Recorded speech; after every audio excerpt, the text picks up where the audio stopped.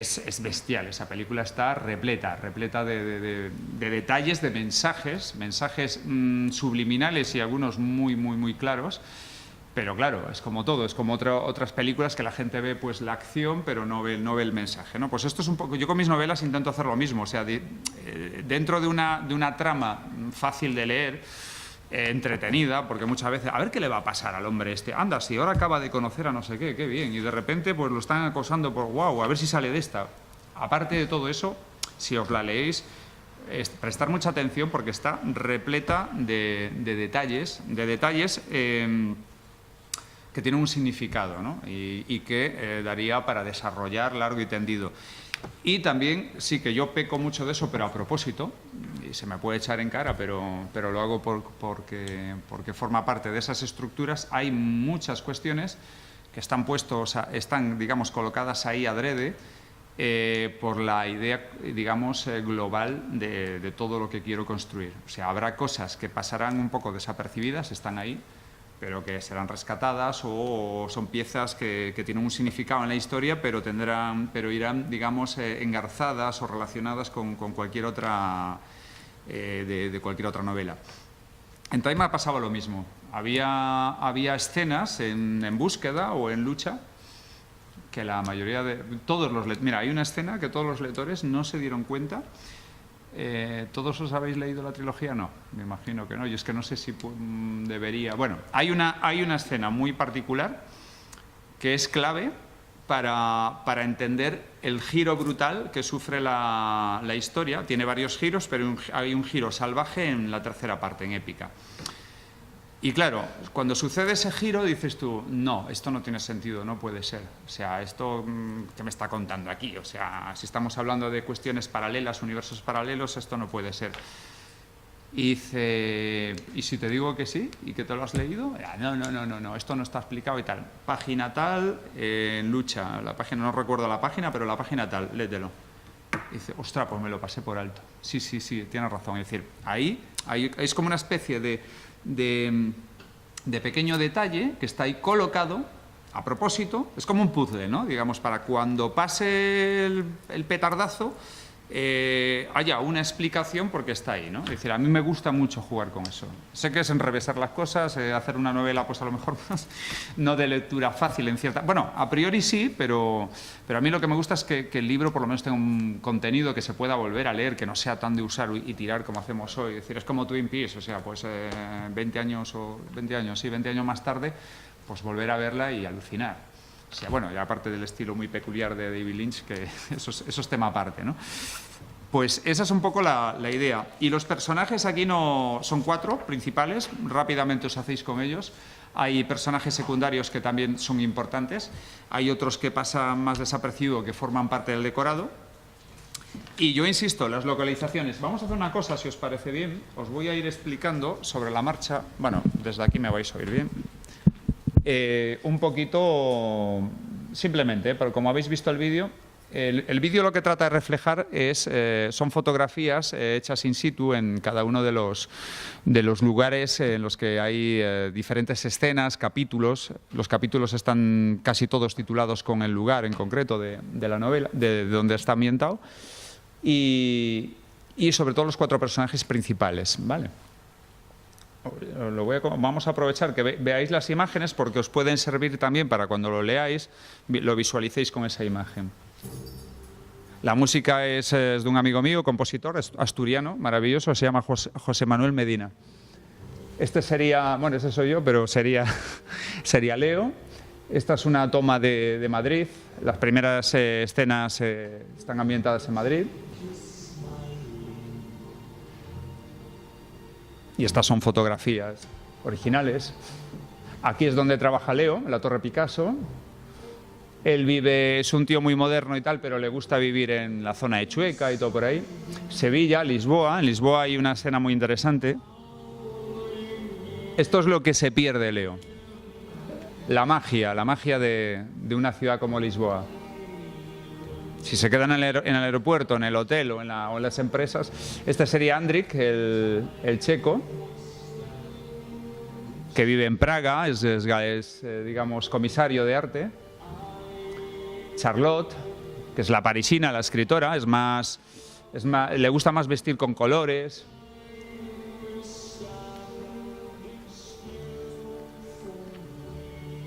Y finalmente Tokio, ¿no? Que es el lugar de operaciones de un personaje tan potente como es Freya. Este vídeo lo hice yo con el móvil, es el famoso cruce de Shibuya, que sale en muchas películas, es espectacular. Esto refleja un poco pues la acción, la portada. Ahora os comento sobre la portada. Me han dicho que es una novela muy cinematográfica, que una película sería bestial. Esto me lo ha dicho hasta un director de cine. A ver si se anima. La portada, que ahora os cuento cómo se hizo. Es muy curioso lo de la portada. Kioto es otro sitio, es una ciudad maravillosa de Japón. La cantidad de templos que hay en Kioto es impresionante. Y aquí también hay... Libélula sería pues otro personaje, un personaje secundario, pero importante. Budapest. La cafetería Nueva York, que es una cafetería increíble. Digamos, el transcurrir de Leo por tierras francesas, en un coche que le dejan. Y en esta iglesia hay una escena, una pequeñita escena muy peculiar, búsqueda de pistas. Es una iglesia, se llama... Uy, no me acuerdo el nombre ahora. Después, cuando me acuerdo os lo digo, es preciosa. Está en la parte alta, donde estaba digamos, los restos románicos de Lyon. Beaune, que es, y esto sería Reims. Ahí van pasando cosas, en ese recorrido van pasando cosas muy importantes. Y bueno, esto es un helicóptero que, bueno, eso lo pusimos ahí porque hay una escena, el paraíso. Bueno, esto es una foto tomada en Plivice, en Croacia, pero bueno, no, por coger una, era la única que tenía así más paradisíaca.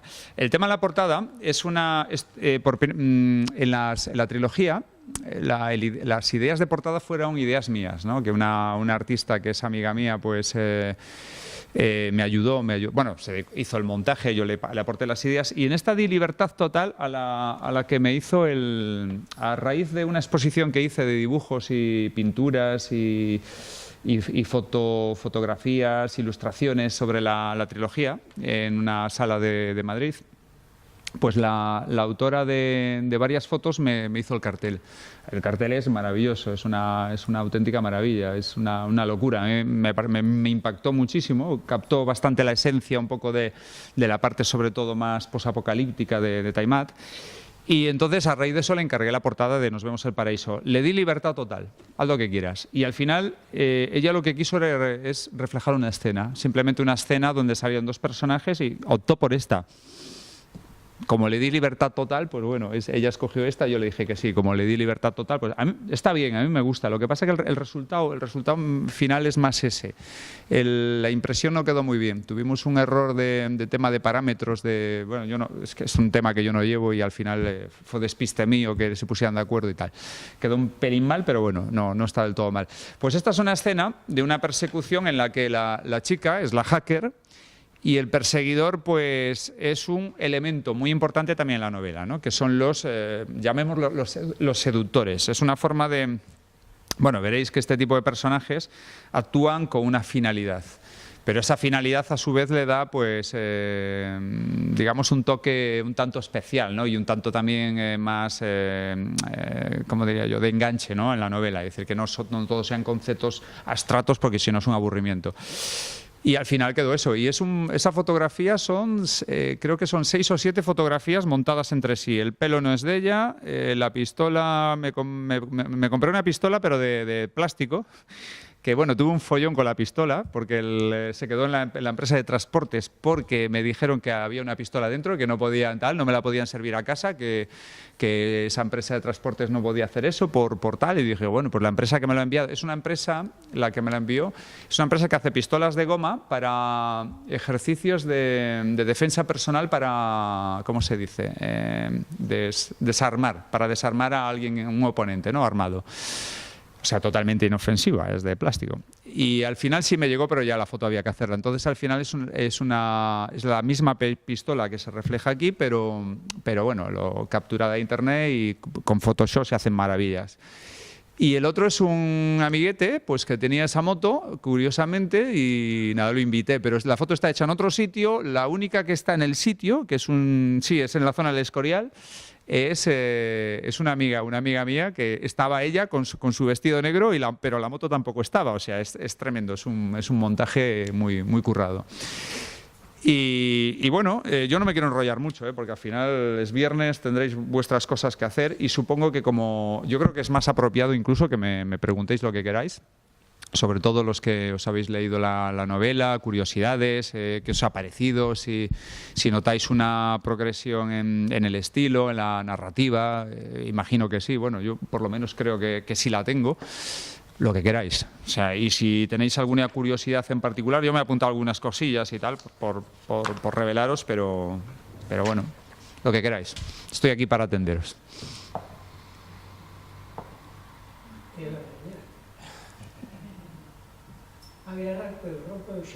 Perfecto.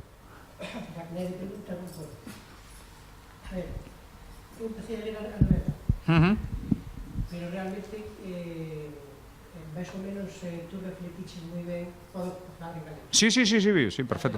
Sí, por supuesto. Refletiches moi ben, de alguna maneira, que te dixeches primeiro, de que non te cuadras.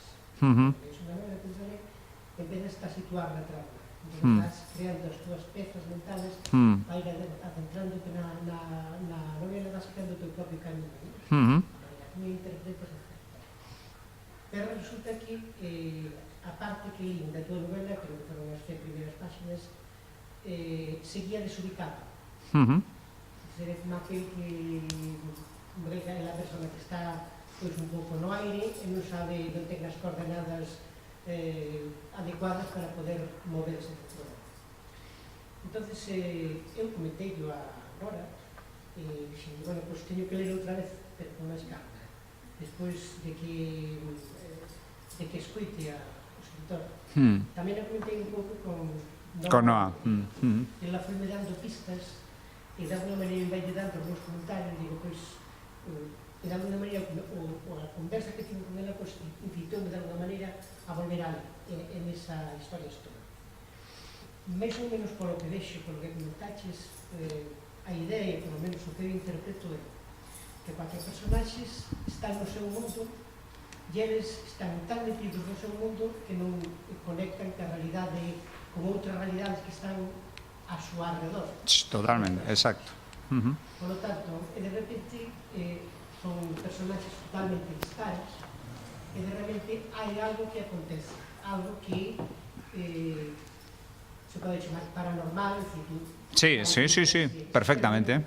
Algo que realmente os conmociona, unha especie de brainstorm ou algo así. Sí. Algo que os impresiona. E automáticamente ese feito que os une os cuatro cambia a percepción da realidade dos cuatro. Correcto. Entón, a partir de aquí, inician un viaxe que converxe de alguna maneira. Iso é a historia.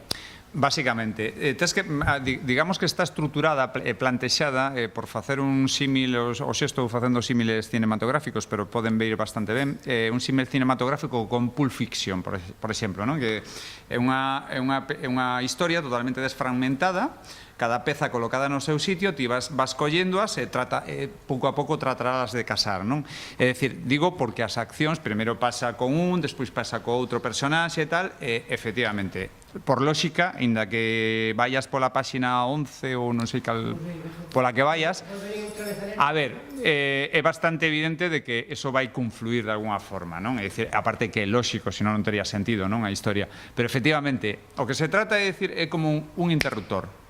É dicir, as famosas tres luces que xiran, que aparte pasalles a todos, bueno, claro, 11 páxinas. Bueno, as tres luces famosas, que como unha especie de fenómeno paranormal, é como unha especie de interruptor, é como unha especie de desconexión. O que trato de reflexar con esa idea é que todos nós, sin darnos conta, estamos totalmente atrapados nunha especie de realidade que non a creamos nós, cando a realidade realmente creámola nós. É dicir, é como que terceras personas ou que sexa crean a realidade por nós para que nós estemos nesa realidade. Por que digo isto? Digo isto porque, efectivamente, o sea, eu fago un exercicio diario, é moi difícil, pero, bueno, intento de desconexión absolutamente coa realidade, é dicir, fago unha negación xa directamente ao que me pretenden vender, porque ao final isto trátase de venderche unha e outra vez ao largo do día, a cada minuto, o que tes que facer, o que tes que pensar, o que tes que votar, o que tes que pensar sobre, eu que sei, sobre Siria, sobre Rusia, sobre China, sobre Venezuela, sobre Inglaterra, sobre Trump, todo. Estáncho dicindo subliminalmente. Mira, para que vexades por onde vou. Vou vos contar algo. Isto é unha apreciación miña que levo a compartido con moita xente, pero curiosamente nadie se ha dado conta. Perdón, nadie se deu conta. Ves, teño a manía de facer os verbos compostos. Paso castelán. Nadie se ha dado cuenta. O sea, yo lo hablo con todo el mundo y solo me fijo yo. Esto no quiero entrar en tema político porque precisamente yo con esa desconexión ahora mismo soy apolítico total. No tengo ningún tipo de creencia política, o sea, me mantengo al margen. Entiendo pues eso, que tiene que haber partidos políticos y vivimos un sistema democrático y tal, pero al margen de todo eso hay una cosa que me llama poderosísimamente la atención. Independientemente de que nos guste, por ejemplo, y no voy a defender a nadie, todo lo contrario, Dios me libre.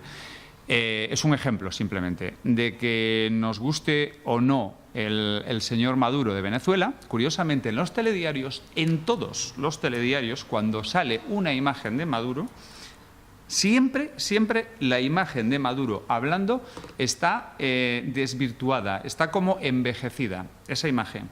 Si en ese momento cambian y habla el de la oposición, es Full HD. Maduro envejecida.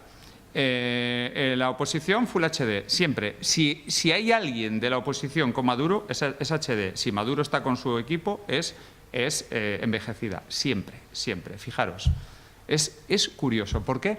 Pues eso es manipulación. Entonces, no me puedo fiar de nadie. O sea, no me puedo fiar del telediario porque el telediario subliminalmente... Porque es evidente que al Estado español pues no le interesa más que se gobierne la oposición por cuestiones de contratos con Repsol, bla, bla, bla, lo que sea, me parece muy bien, pero estás manipulándome la información. Bueno, pues esto pasa con todo, yo he estudiado, pues en la carrera que yo estudié, pues teníamos asignaturas de teníamos una asignatura de psicología para el tema de la venta de productos y para el marketing. Y dices tú, ¿psicología? Pues sí, o sea, el fenómeno subliminal es bestial cómo funciona. Entonces, efectivamente, estamos atrapados en una realidad que no es la que creamos nosotros, sino la que nos crean. Entonces, al final, un poco la novela va de realmente utilizando pues esos mecanismos y esas ideas de ciencia ficción o no tan ciencia ficción o un tanto esotéricas o lo que sea, ¿no? Que a mí me gustan y que a determinadas personas le gustan, le puede gustar más a uno o no, pero lo que trata de enfocar es eso, y decir, Leo, que es un tío atrapado, como decía, en su mundo de alto standing, de altos negocios, se cansa, está, ya el tío le han pasado una serie de cuestiones en la vida que ya no es el mismo. Él se da cuenta que no es el mismo, ya choca con sus compañeros, esa parte la verías, con Chema y con Diego, que no le va ya el rollo de irse a comilonas, no sé qué, acabar de putas por ahí, o sea, ese rollo de las altas esferas, ¿eh? O sea, y es así como funciona. Yo conozco a algunas personas que trabajan a altos niveles y cuando te cuentan cómo funcionan dices tú, es deleznable, o sea, pero ¿a vosotros os gusta esa forma de vida? Bueno, ya, pero es así. ¿Por qué tiene que ser así? En fin. Entonces, al final es lo que tú dices. Estoy totalmente de acuerdo y lo has sabido apreciar perfectamente. Es como una especie de activador que los despierta y empiezan a ver lo que nos rodea, que realmente es la felicidad muchas veces está en lo sencillo, lo que nos rodea, en la naturaleza, en la esencia de la ciudad en la que vives, del barrio en el que vives. O sea, se va a vivir a la Gran Vía, un edificio súper moderno, ese edificio existe, es de súper lujo, porque tiene pasta y es súper guay, o sea, él va a ser el tío más... Pero, sin embargo, no disfruta del barrio. Yo que trabajo en el centro de Madrid, cuando percibes y palpas un barrio tan underground como el de Malasaña, un barrio diferente pero también bastante underground como es Chueca o la zona de Gran Vía o todo por ahí, cuando lo vives desde dentro, dices, tiene magia, es como un barrio como Alfama en Lisboa, ¿no? Entonces, esa magia es la que él empieza a percatar cuando empieza a cambiar. Entonces, un poco eso lo que promueve. Y al final, hay otro ejemplo buenísimo que es el tema de los teléfonos móviles, lo vemos en los jóvenes. se están saliendo. O sea, es como os explicaría, están entrando en una matriz alternativa. O sea, no ven otro mundo más allá de los mensajitos y de estar conectado. A ver, que nos pasa a todos, que al final, como yo también lo utilizo para trabajar, tú también y todos, al final nos está pasando a todos. Pero a ver, está la forma práctica y está la forma, y ostras, esto que no me pueda a mí, que no me supere.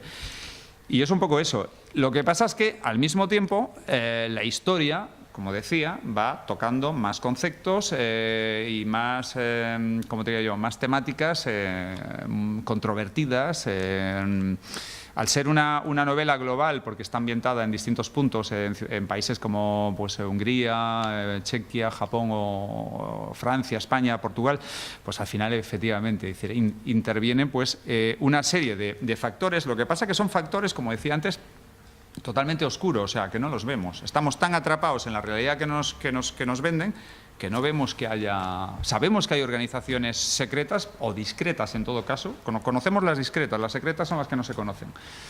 Pero no conocemos la... No sabemos, nos dicen que el mundo lo dirige, que España lo gobierna Mariano Rajoy. Ya le gustaría a él, o sea... Él es uno más, o sea, él tiene muchos encima que le dicen por aquí, por aquí, por aquí.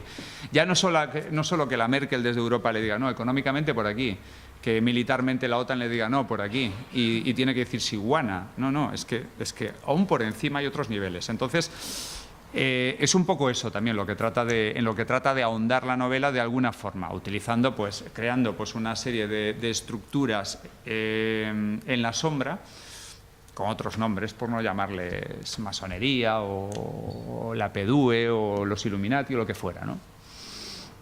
Pero muy buena pregunta.